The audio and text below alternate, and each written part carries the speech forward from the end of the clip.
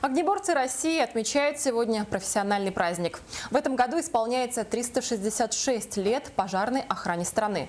Эта трудная и опасная работа требует от человека высочайшего мастерства, дисциплинированности, способности быстро принимать единственно верное решение в экстремальных условиях. Сегодня на помощь пожарным приходят новые разработки ученых. Об одной из них в материале нашего корреспондента.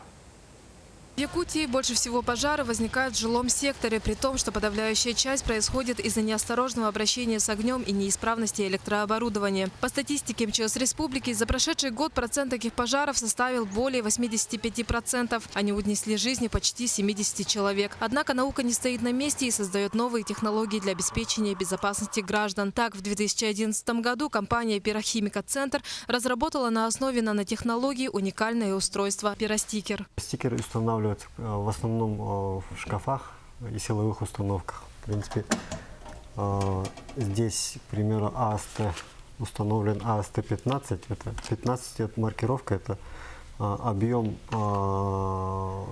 электрощитовой, то есть 15 литров. Здесь оно установлено внутри, в верхней части от пиростикера АСТ-15. Буквально за считанные секунды мини-пожарная установка тушит огонь, не давая ему распространиться на другие объекты. Все это происходит благодаря веществу, которое высвобождается, едва пластина нагреется до температуры горения. Активное вещество антипирен заключено в миллионы микрокапсул. Размер каждой капсулы от 10 до 50 микрометров, то есть меньше, чем толщина человеческого волоса.